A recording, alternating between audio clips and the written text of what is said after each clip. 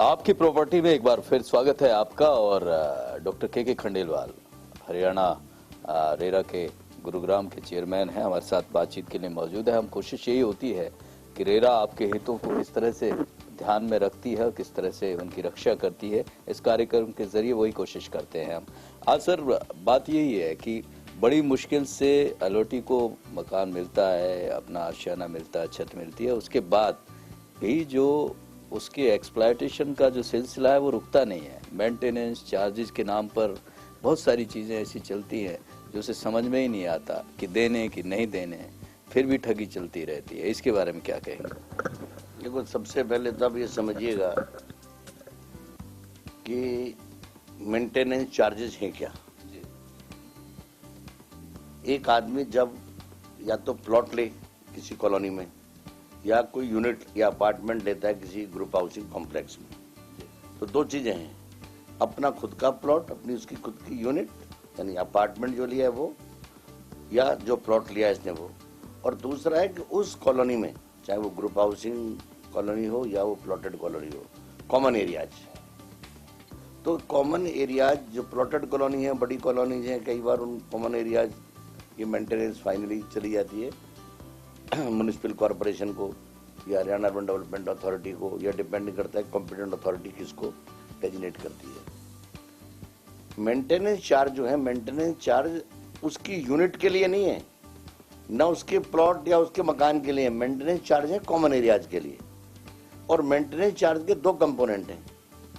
Basically maintenance charge है to maintain essential services, और essential services में क्या हो सकता है मेंटेनेंस चार्ज में? Electricity, sewerage, drainage, apart from that street lighting, then cleaning or sweeping of common areas, maintenance of the plantation. अब question आता है कि essential services में क्या आएगा? तो that has to be categorically provided by the promoter in the builder buyer agreement. तो जो एक्ट है, आज जो हमारा कानून है real estate regulation development act, इस एक्ट के तहत जो सेक्शन 11(4)D है, 11(4)D ये कहता है कि जो प्रमोटर है he will maintain essential services at reasonable charges. दो चीज हुई, it is his responsibility to maintain essential services. essential services maintain करने की जिम्मेदारी है उसकी, और वो किस पर? रीजनेबल चार्जेस पर। और कब तक है वो? जब तक कि वो हैंड ओवर ना हो जाए सर्विस जो है वो रेजिडेंट वेलफेयर एसोसिएशन को, या जिस इस एक्ट में कहा गया एसोसिएशन ऑफ अपार्टमेंट ओनर्स को, या एसोसिएशन ऑफ अलॉटीज। अब क्वेश्चन आता है कि एसेंशियल सर्विसेज क्या है? वाटर सप्लाई आएगी, तो वाटर सप्लाई में दो चीजें, एक तो वाटर सप्लाई जो है वो मेंटेन रहे, लेकिन जो कंजम्पशन चार्ज है वो सेपरेटली देने होंगे। So that is not part of the maintenance charges. जो कंजम्पशन चार्जेस हैं, चाहे वाटर सप्लाई हो, चाहे वो इलेक्ट्रिसिटी हो, और चाहे फॉर दैट मैटर कि वो सीवरेज का जो चार्जेस करने का तरीका हो, वाटर सप्लाई पर नॉर्मली बेस्ड होता है कि जितनी वाटर सप्लाई होती है उसके एक परसेंटेज सीवरेज सर्विसेज के लिए चार्ज कर ली जाती है। तो actual consumption is one part that has to be paid by the allotted, no doubt about it. लेकिन जो एसेंशियल सर्विसेज मेंटेन करने वाली बात है, जैसे स्ट्रीट लाइट की बात आई, एसेंशियल सर्विसेज में अंदर की रोड्स भी हैं। अब अंदर की रोड्स में चूंकि पार्क प्रोवाइड करेंगे सर्विसेज, तो सारी वही हैं जो services as per the approved plan, जो director town and country planning ने प्लान अप्रूव किया, उस प्लान के अकॉर्डिंगली जो सर्विसेज उसमें प्रोवाइड की, all those become essential services. Colony के अप्रूवल के टाइम पर उनको सारे को बतलाया गया था। अब क्वेश्चन आता है कि रीजनेबल चार्जेस क्या होंगे? बिल्डर जो इस लेवल की सर्विसेज दे रहा है, ये लेवल तो डिसाइड एसोसिएशन ऑफ अलॉटीज ही करेगी, लेकिन एसोसिएशन ऑफ अलॉटीज जहां ना बनी हो वहां क्या होगा? यदि कोई आदमी इस इशू पर ऑब्जेक्शन करना चाहता है कि सब ये चार्जेस रीजनेबल नहीं है, या जो चार्जेस लिए जा रहे हैं उनके अकॉर्डिंगली सर्विसेज मेंटेन नहीं है, उस इवेंचुअलिटी में वो आदमी रियल एस्टेट रेगुलेटरी अथॉरिटी में अपनी कंप्लेंट कर सकता है और उस कंप्लेंट पर अकॉर्डिंग टू एक्ट या अकॉर्डिंग टू रूल्स, और यदि कोई रेगुलेशन बने हुए इस व्याप पर तो according to those regulations charges वो लिए जा रहे हैं या नहीं लिए जा रहे हैं। अब आता है क्वेश्चन, एक नई चीज जो इस कानून में और बात है, एक और तो ऑब्लिगेशन है प्रमोटर का कि वो एसेंशियल सर्विसेज को मेंटेन करेगा रीजनल चार्जेस पर, दूसरी ओर ये ड्यूटी भी है एलओटी की, सेक्शन 19(6) में ये ड्यूटी भी है एलओटी की, वो पे करेगा, उसको पे करेगा, पे करने की जिम्मेदारी है उसकी। यदि वो नहीं पे करेगा तो उस पर पिनल प्रोविजंस भी लागू हो सकते हैं। अपार्ट फ्रॉम जो जितना डिले करेगा उस पर डिले जो है डिले की जो इंटरेस्ट है वो इंटरेस्ट भी चार्जेबल होगा। अब क्वेश्चन आता है कि वो कब तक करेगा। एक ऑब्लिगेशन है उसका, to maintain essential services reasonable charges till these service are handed over to the association of allottees. तो इसका जो एसोसिएशन ऑफ एलओटीज को जब तक वो नहीं होती और एसोसिएशन ऑफ एलओटीज मान लीजिएगा बनती नहीं है, एसोसिएशन ऑफ एलओटीज बनती नहीं है, जो कि मुख्यतः हो रहा है पुराने जितने भी सारे मामले हैं उन सब में यह है कि बिल्डर जानबूझ के एसोसिएशन ऑफ एलओटीज नहीं बनने देता। जो उसने अपने उसमें भेजा है उसमें डीड ऑफ डिक्लेरेशन में, वो डीड ऑफ डिक्लेरेशन अकॉर्डिंगली उसके बाद में इलेक्शन नहीं होती। ऐसे गुड़गांव में कम से कम नहीं तो 50 ऐसी सोसाइटीज हैं जहां इस तरीके का वायलेशन है, और हम लोग अब ये देख रहे हैं कि किस प्रकार से ये जो माल प्रैक्टिस है इस प्रैक्टिस को किस प्रकार से खत्म किया जाए। इस चीज का क्या है कि एक ऑब्लिगेशन और है उसका बिल्डर का, वो बिल्डर का ऑब्लिगेशन है कि वो अपार्टमेंट जो ओनर्स हैं उनके एसोसिएशन या जो एसोसिएशन ऑफ एलओटीज है उसको फॉर्म करने की जिम्मेदारी भी उसकी है। अच्छा, ये भी वहां उसकी ड्यूटी है एलओटी की कि वो उसका मेंबर बनेगा, लेकिन फॉर्म करने की जिम्मेदारी भी उसी की है। जब जिम्मेदारी उसकी है फॉर्म करने की, यदि उसने नहीं बनाई गई है तो he can not take advantage of his own fault. खुद उसने बनाई नहीं, ना उसने उसके लिए प्रयास किए, ना उसने कभी बताया कि जी मैं प्रयास कर रहा हूं और ये लोग कोई नहीं बन रहा, हर आदमी बनेगा, उसकी ड्यूटी है। ही हैज नेवर सेड कि मैं नहीं बनूंगा। एसोसिएशन ऑफ एलओटीज में उसे आना पड़ेगा क्योंकि उसकी अब तो कानूनी उसकी जिम्मेदारी है। तो इस एक्ट ने उसको एक बड़ा अच्छे तरीके से, जो हमारा वो है एग्रीमेंट टू सेल, जो बिल्डर बायर एग्रीमेंट है, जो फ्लैट बायर एग्रीमेंट है, उस फ्लैट बायर एग्रीमेंट में बड़ा क्लियर एक बात कही गई है विच इज वेरी इंटरेस्टिंग कि ये जिम्मेदारी he will not charge separate maintenance charges. ये बात 99% लोगों को नहीं मालूम कि वो मेंटेनेंस चार्जेस नहीं लेगा उनसे। कब तक? जब तक कि उसको एसोसिएशन ऑफ एलओटीज को वो हैंडओवर नहीं कर देता। इसका मतलब ये जो मेंटेनेंस चार्जेस हैं ऑक्यूपेशन सर्टिफिकेट लेने के बाद it is his responsibility to hand it over to association of allottees. नहीं हैंडओवर करेगा तो क्या करेगा? वो खुद ही मेंटेन करना होगा, खुद उसे मेंटेन करना होगा। लेकिन किस कंडीशन में वो चार्ज करेगा?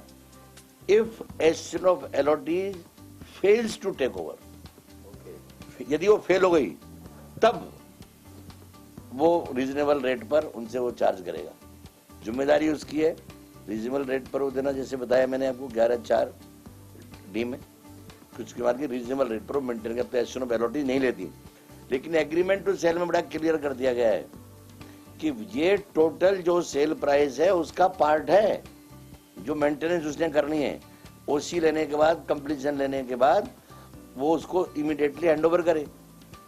एसोसिएशन बनाई जिम्मेदारी उसकी थी, एसोसिएशन नहीं बनाई तो वो फेल हुआ, और एसोसिएशन बन गई है तो उसकी जिम्मेदारी एसोसिएशन को हैंडओवर करे।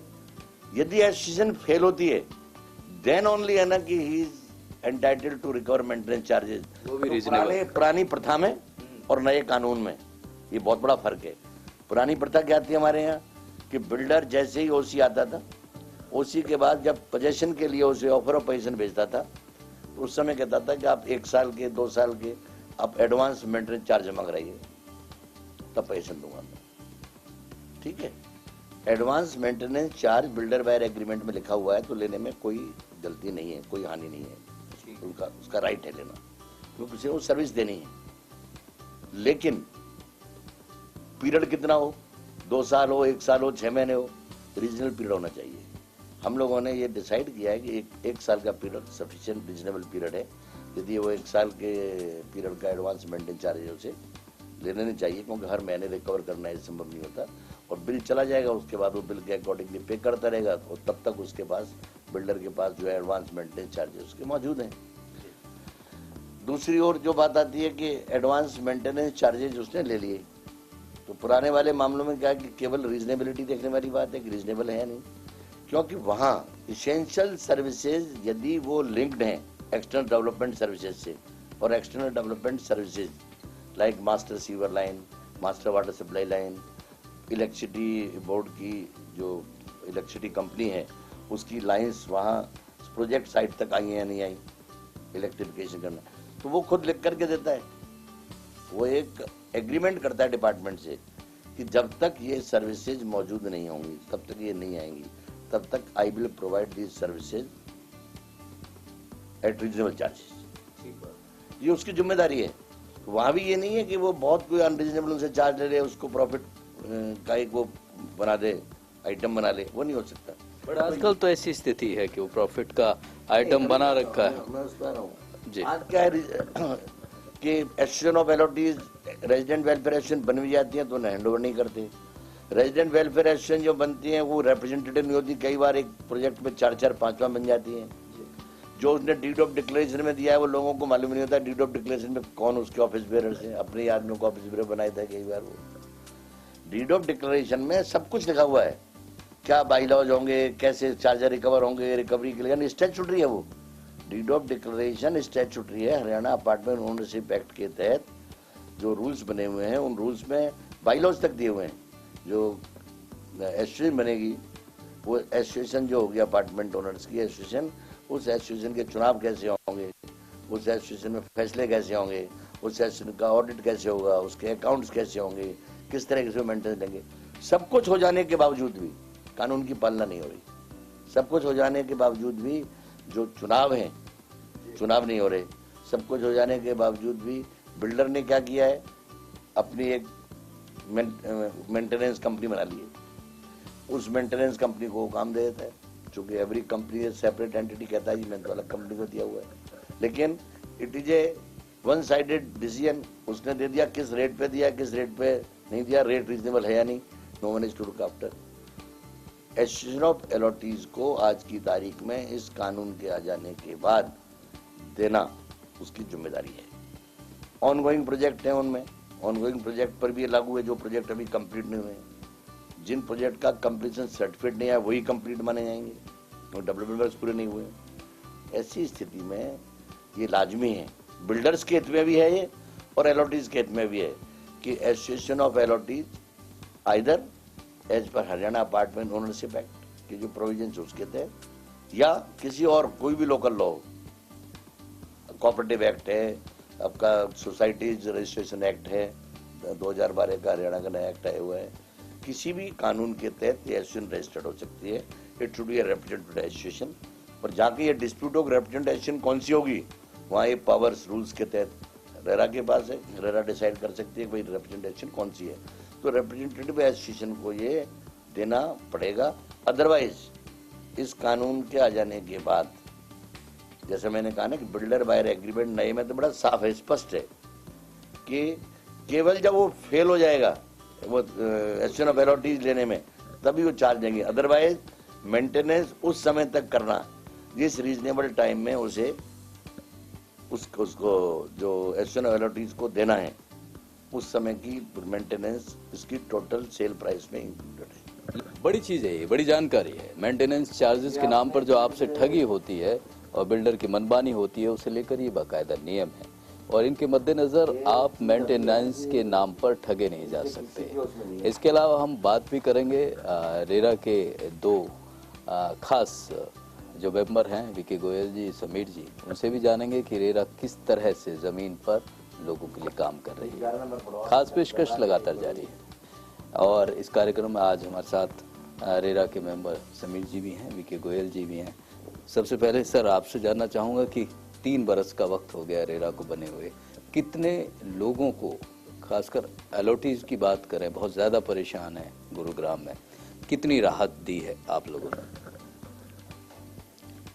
रेरा 1 मई 2016 को एक्ट पार्लियामेंट द्वारा अनेक्ट किया गया था और 25 जुलाई 2017 को इसके रूल्स बन चुके थे। उसके बाद जो रेरा अथॉरिटी है उसका कार्यान्वयन 5 फरवरी 2018 को यहाँ शुरू हुआ। जो काम हम बिल्डर बायर रिलेशनशिप को सुदृढ़ करने के लिए और उसमें एफिशिएंसी, ट्रांसपेरेंसी और उसको रेगुलेट एंड उसको डेवलप करने का जो इसमें उद्देश्य रखा गया है उसका इन बिन पालना कर रहे हैं। आज की डेट में रेरा एक गीता है जो कि बिल्डर बायर रिलेशनशिप को रूल करता है। इसमें जो रेरा अथॉरिटी गुरुग्राम है उनके चेयरमैन साहब श्री के खंडेलवाल जी के नेतृत्व में हमने बहुत ही अच्छा कार्य किया है। ये आंकड़ों की बात करें, अगर 3 साल में आंकड़ों की बात करें तो कितने लोगों को राहत दे पाए ये अब तक रेरा गुरुग्राम? ऐसा है, रेरा एक्ट मैंने पहले बोला है कि ये एक गीता है और अगर इसको आप ध्यानपूर्वक पढ़ेंगे तो इसके अकेले सेक्शन में और उसके प्रोवाइजोज में कोई किस्म की त्रुटि नहीं है और आज तक 14,336 मामले हमारे सामने आए हैं और रेरा अथॉरिटी का ये निश्चय रहा है कि हर बायर जो संतप्त है बिल्डर्स द्वारा उनको न्याय मिले और हमने उसमें से लगभग 12,000 केसेस को प्रॉपर्ली डील किया है और उनको न्याय दिलाया भी है। इसमें सिर्फ एक चर्चा का विषय है, वो ये है, इस बात का है कि रेरा के जो फैसले किए जाते हैं वो फाइनलिटी पे पहुंचने से पहले ही मामला जो अग्रीव्ड पार्टी होती है वो अपीलेट ट्रिब्यूनल चल जाती है। नेचुरल जस्टिस जो है दोनों पार्टीज को सुन के किया जाता है। ये सर गोयल सर, ये जिस तरह से बात कही है कि रेरा पूरी कोशिश करता है कि एलओटी के हितों की रक्षा की जाए, उनको न्याय मिले, लेकिन जिस तरह से स्थिति तो वहीं आ गई, फिर कोर्ट में चले जाते हैं, तो रेरा फिर उसमें राहत दिलाने वाली जो बात है वो समय फिर वही उतना ही लगता है कोर्ट में जाने के बाद। तो रेरा किस तरह से फायदेमंद कहिए या उनके लिए राहतमंद होता है एलओटी के लिए खासकर? सबसे पहले तो क्या है कि रेरा में किसी भी बिल्डर को, डेवलपर को अपना प्रोजेक्ट लॉन्च करने से पहले अब रेरा में रजिस्ट्रेशन कराना पड़ता है। जब कोई भी डेवलपर रजिस्ट्रेशन के लिए आता है तो उसको number of details, all details of the promoters, directors, their addresses, their email addresses, their assets, liabilities, their experience as builder of and projects executed in last 5 years, किस टाइप के वो plans बना रहे हैं, उसकी क्या स्पेसिफिकेशंस होंगी, कौन उसका आर्किटेक्ट होगा, कौन उसका स्ट्रक्चर इंजीनियर होगा, और क्या वो नॉट ओनली दिस बल्कि वो किस प्रकार का एग्रीमेंट साइन करेगा प्रपोजल ओटीज के साथ, वो सब चीज़ें रेरा उनसे लेता है और उसको हम वेबसाइट पे डाल के होस्ट किया जाता है। तो देखिए, सबसे पहले जो मदद है वो ये है कि आपको खरीदने से पहले जो जानकारी है वो सही जानकारी मिल जाए कि मेरा प्रोजेक्ट में क्या है। तो रेरा उस दिशा में एक अहम रोल अदा करता है कि जो बिल्डर को जो जानकारी के अभाव में वो ठगा जाता था, उस ठगी से बचाने के लिए उसको संपूर्ण सत्यापित जानकारी जो है उपलब्ध करवाई जाती है। जब ये उसने जानकारी बिल्डर द्वारा साइट के ऊपर होस्ट कर दी गई है तो रेरा उनसे क्वार्टरली रिपोर्ट्स के माध्यम से और समय पर उसका मॉनिटरिंग करते हुए इंश्योर करते हैं कि जो उसने कहा था, बिल्डर ने जो भी कमिट किया था, कि वो उसकी अनुपालना करे, ताकि उसमें जो है बिल्डर को ठगी महसूस नहीं हुए कि मेरे को दिखाया कुछ गया था और अब दिया कुछ जा रहा है। उसके अलावा एक भ्रांति जो आती थी कि एग्रीमेंट साइन करते हुए उसको एक लंबा चौड़ा एग्रीमेंट दे दिया जाता था जिस पे उसको साइन करने के लिए कहा जाता था, उसमें ज्यादा चॉइस नहीं होती थी। लेकिन अब जो है बिल्डर बायर एग्रीमेंट हो, अलॉटमेंट लेटर हो, कन्वेंस डीड का ड्राफ्ट हो, ये सब उसको प्रोजेक्ट लॉन्च करते हुए ही रजिस्ट्रेशन के साथ ही साइट पर डालने पड़ते हैं और बिल्डर जो भी बायर है वो उनको भली भांति देख के अपना उचित निर्णय ले सकता है। समीर सर, एक बात और, जिस तरह से ये चीजें रुकी नहीं हैं, मतलब रजिस्ट्रेशन की बात हो गई और जिस तरह से चाहे एश्योर्ड रिटर्न की बात हो या दूसरे लालच हो या यूं कहिए कि जो फेक एडवर्टाइजमेंट है, वो ऐसी स्थिति नहीं है कि अब भी उस पर कोई ज्यादा रोक लगी, या रोक लगी है तो आप लोगों ने किस तरह से एक्शन लिया है और वो कितना आंकड़ा है कि ऐसे लोगों के खिलाफ रेरा ने सख्त कदम उठाए? एक transfer of property act RERA के अलावा एक्ट है जो जिसका संक्षेप में आधार क्या है, मुश्तरी होशियार बाज, जिसका मतलब अंग्रेजी में होता है बीवेयर बायर। हम जितने भी होम बायर्स हैं या अलॉटीज हैं उनको एक बड़ी ही नेक सलाह देना चाहते हैं कि ये रेरा अथॉरिटी की ड्यूटी नहीं है कि वो पहले फंसें और फिर हमारे पास आएं, फिर ठगे से महसूस करें।